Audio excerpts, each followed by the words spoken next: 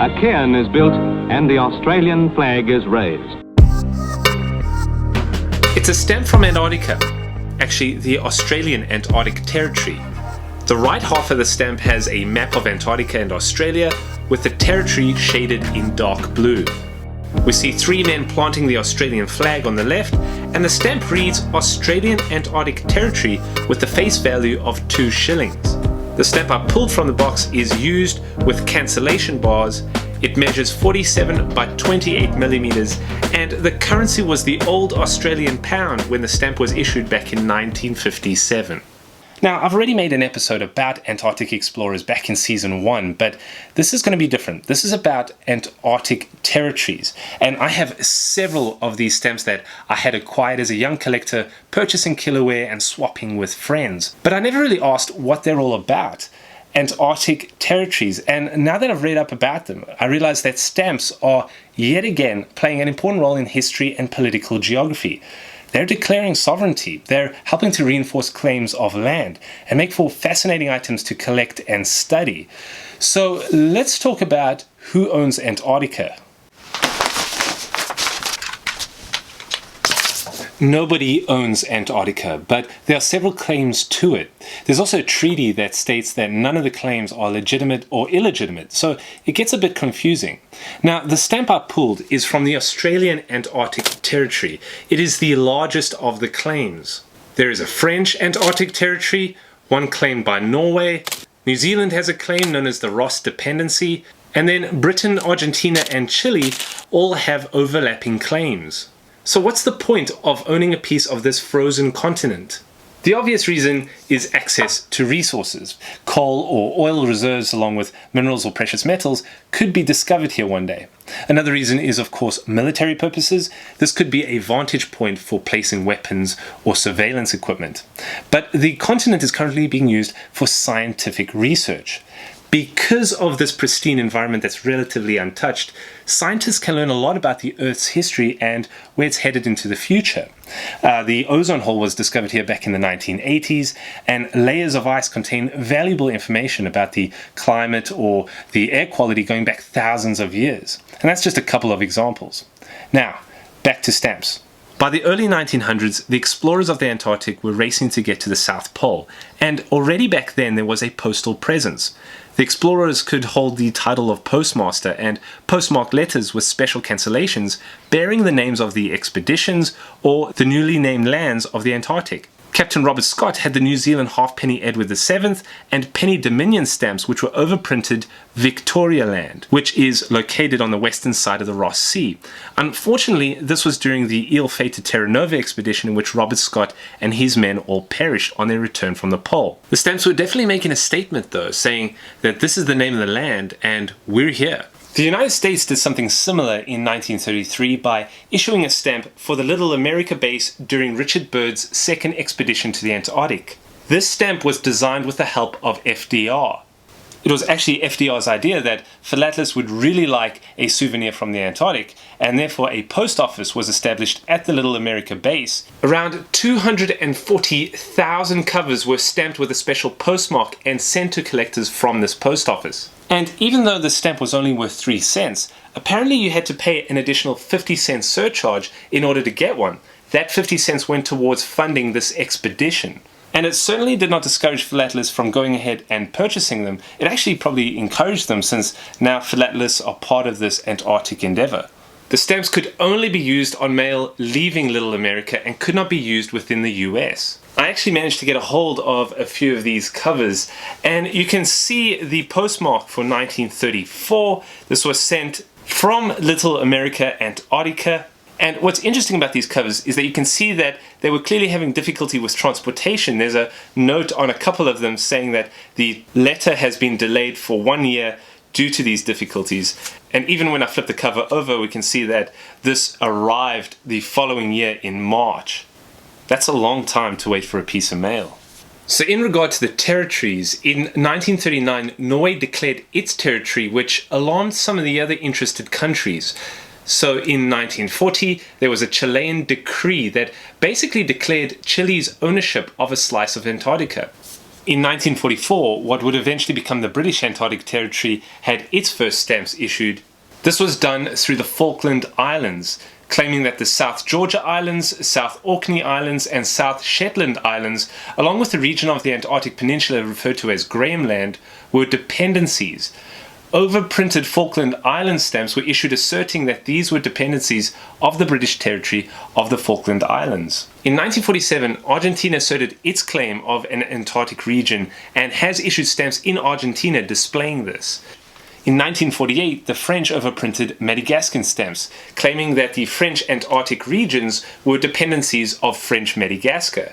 This is a beautiful example of one of those stamps. And this was done until separate French Southern Territory stamps were issued in 1956. The Ross Dependency in the following year has its first issued stamps. And to drop the name of another legendary explorer, Sir Edmund Hillary, who's primarily known for being the first person to reach the summit of Mount Everest, was assigned the role of postmaster and was given the task of establishing a base in the Ross Dependency in 1957. And the first thing that was done at this base before any huts were built for the men to sleep in was a tent was put up and declared as the post office. These stamps were to only be used on mail from the Ross Dependency, and collectors were eager to get their tweezers on a full set. Well, within months of doing so, Australia issues its first Antarctic Territory stamp, this one that I pulled out from the box, featuring these men who were part of the expedition to Westfall's Heels in Antarctica in 1954. The image on the left was actually taken from footage of the men raising the flag. Now, one thing that I like to point out is that unlike the Ross Dependency, for example, where stamps issued for the Ross Dependency can only be used on mail leaving the territory and not be used in New Zealand, well, the Australian Antarctic Territory stamps can be purchased in Australia and used to mail items throughout the mainland or to the other Australian territories, including the Antarctic Territory, which is probably why I have so many Australian Antarctic Territory stamps versus the other territories. Now, let's stop right here for a second, because in 1959, a treaty was signed that went into effect in 1961, the Antarctic Treaty. This put a stop to claiming territories and set some agreed upon rules as to how the land could be used. The treaty was signed by the 12 active nations on this continent at the time. That's everyone claiming a piece of land here, as well as Japan, Belgium, the United States, the Soviet Union, and South Africa. The treaty basically states that no one can make any further claims and does not recognize nor dismiss the claims that have already been made.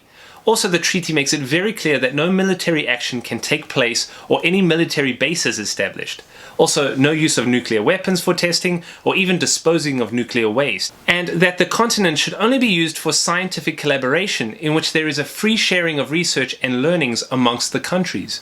Since then, there have been no further claims on the continent, and the treaty expanded to include 53 countries. The one thing that did change is that after 1963, the dependencies of the Falkland Islands were now known as the British Antarctic Territory. So the Antarctic territories of the British, the French, the Australians, and the Ross Dependency have all issued stamps. Norway, Chile, and Argentina have not, although the countries have issued stamps depicting their claim of land. That brings me to my favorite Antarctic stamp, and there's many beautiful stamps out there, but this one is my favorite, known as the Piper and the Penguin from the British Antarctic Territory. During a 1904 expedition to the Antarctic, a photograph was taken of this piper named Gilbert Kerr, who was playing for an emperor penguin, and the picture was just too epic to not place on a postage stamp. It's just perfect.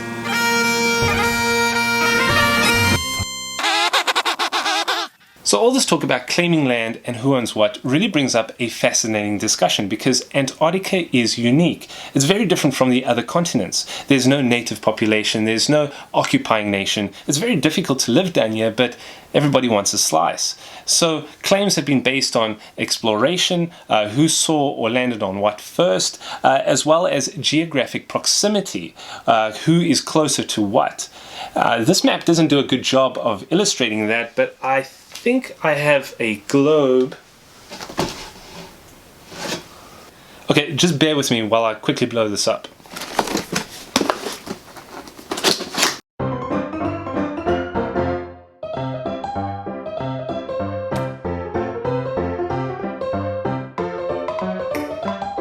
I should have read the size. This is a lot bigger than I thought it was going to be. Okay, so Argentina, Chile, New Zealand and Australia make it very clear on their postage stamps, on several of them, that they are very close to Antarctica and very close to their claims. We can see this with the New Zealand one, highlighting the Ross dependency and New Zealand, as we can see it on the globe. The Australian one that I pulled from the box, again, shows the country with the territory. And of course Argentina and Chile, which are very close to Antarctica, and they are both claiming overlapping regions with the UK. Argentina and Chile share a mountain range that goes into the Antarctic, but of course we can see them both depicted within such close proximity on the stamps, giving that reminder. Other than geography, Argentina and Chile tried something very different beginning in the late 1970s and early 1980s. They had babies born on the continent. This would further their claim because they could say that they have naturally born citizens of Antarctica. So they deliberately took very pregnant women down to Antarctica just in time to give birth. And I think a total of 11 babies were born. How crazy is that? This is taking up way too much space. The Antarctic Treaty is set to expire in 2048, and it will be interesting to see what discussions and actions take place closer to that date.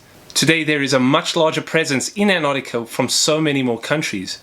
A big part of the reasoning for some of these countries to issue stamps is that it asserts their ownership. A stamp with the territory's name gives a level of validity to the claimed territory. It's no surprise that a post office has been the first thing that is built or established when an explorer plants a flag. What's also interesting is that shortly after the Antarctic Treaty was signed, the Outer Space Treaty came into play with a very similar set of rules. You cannot claim sovereignty over space or ownership, and you cannot use it for military.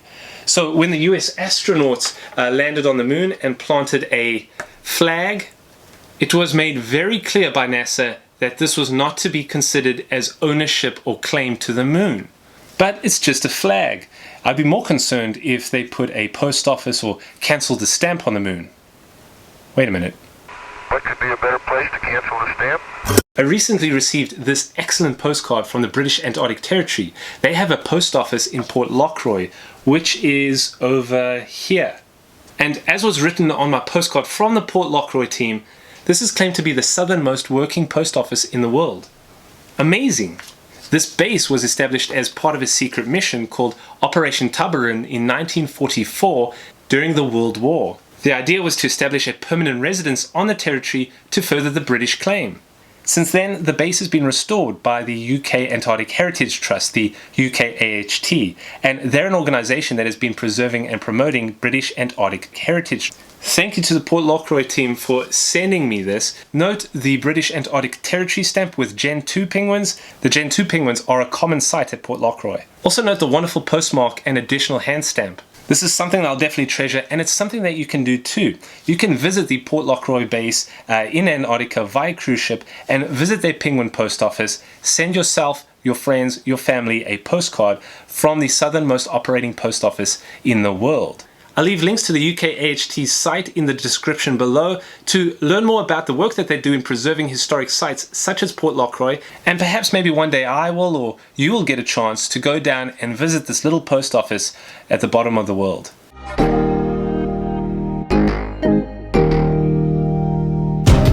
There are plenty of Antarctic Territory stamps and tons of postal history to further explore about this fascinating subject, so keep a lookout.